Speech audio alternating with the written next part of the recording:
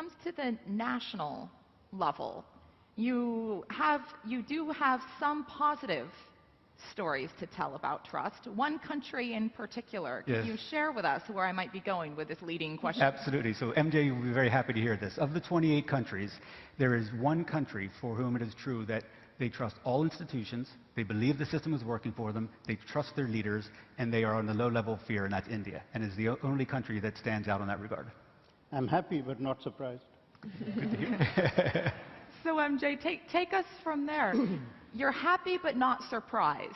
Tell us why you're not surprised. I wanted to shift the compass a little, with your permission. Having read the brief and having discussed with you. I think the biggest challenge from this absence of trust, we are missing it a little. It is not absence of trust in institutions which is going to lead to great disorder, but absence of trust or growing distrust in the nation state itself.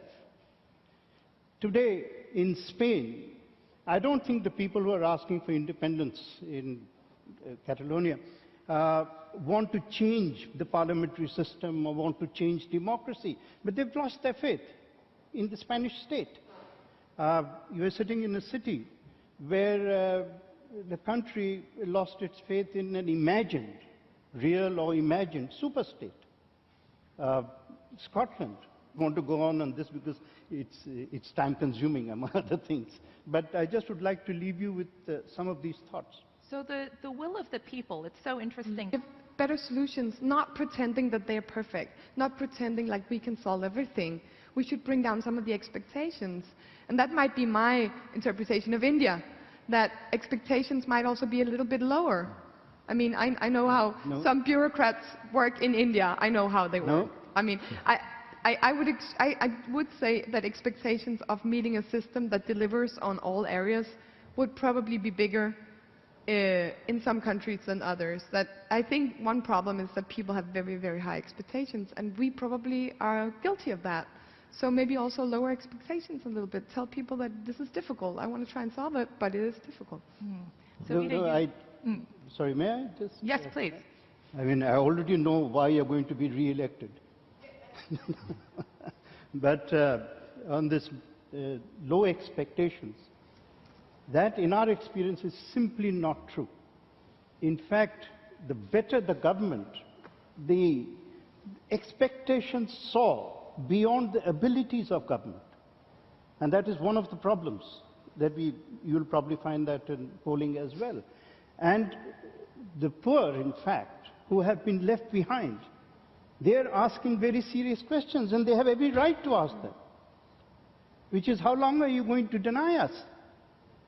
And that is the challenge, that is the foremost single, if I had to suggest a reason, is because at the center and heart of governance is a single, but certainly not small, mission. And we use the word mission in a very, at least the Prime Minister does, in a missionary sense, which is that we have to eliminate this curse of poverty completely. And every single thing, and he says that while the statistics take time, and they will sort themselves out in some form or the other, the macro economic plans will sort themselves out. What have you done each day to improve the quality of life of the poor? So giving a woman a gas cylinder which can stop the cold smoke from hitting her eyes to the power of something like 100 cigarettes a day or entering her lungs, giving public facilities by which the toxins in her body, which she had to sort of internalize all this while because there were no toilets available. To make this into a mass program, to make this into a countrywide program, that really is at the heart of governance. And and therefore, the poor are never unrealistic. They don't think that, they're going to transit from a hut into a palace. What they ask is the movement towards, the improvement of my life or not? Right? And therefore, I've always thought that the most pernicious theory for countries like us was the one sent from a few extremely intelligent people in some country called the trickle-down theory. A trickle-down theory basically means that those who have swimming pools will get the waterfall, and those who are dying of thirst will get the trickle. It is not sustainable. The waterfall has to go to the poor who are thirsty. It is the rich who can do, with a few trickles after having seized the waterfalls for heaven knows how many generations. So it is this dynamic, really, which is also the sustaining heart of democracy. If democracy is not about the people, then what is it about? Well, it's interesting. Interesting. Yeah.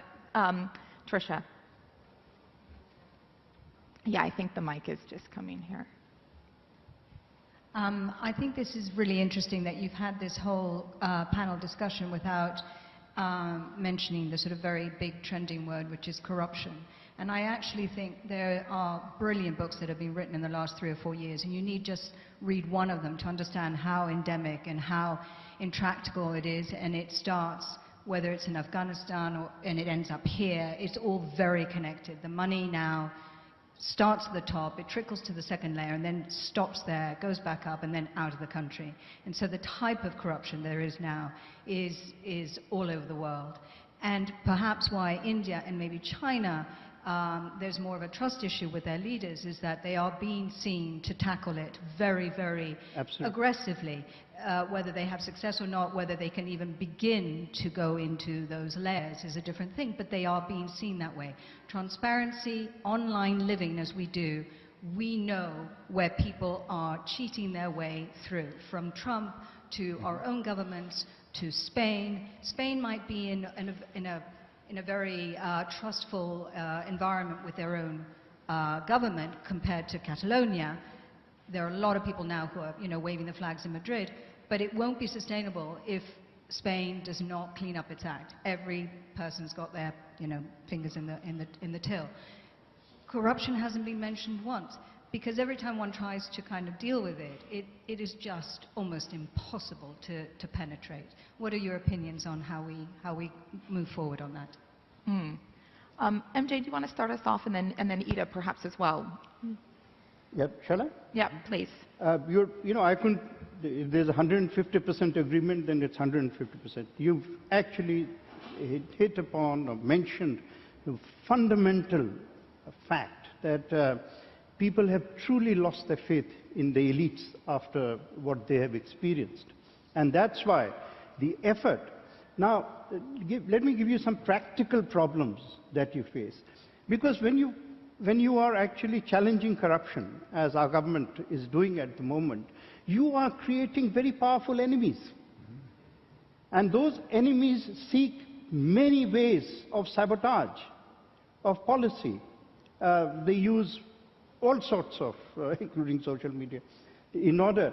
They will never, of course, admit that their anger comes because their corruption at many levels is being challenged. Transparency is being introduced. Transparency at a massive level is being introduced. Gender empowerment is now the most significant element of India's economic policy. But this is creating massive ripples, as you will know from any form of experience.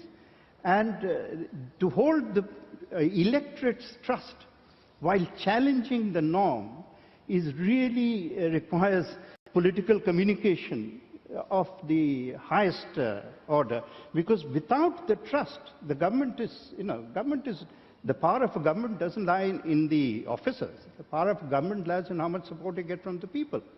Right? And actually on this, may I just add one thing which will interest you.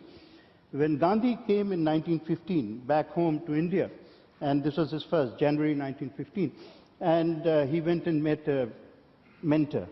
And that mentor told him that, I believe you want to enter public life. He said, for 1 year, keep your mouth shut and your ears open. And for a year, Gandhi traveled all over without making a single speech, without saying a single word, and listening.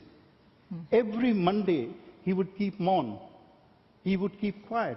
That was his day of listening. So Ida, I know you...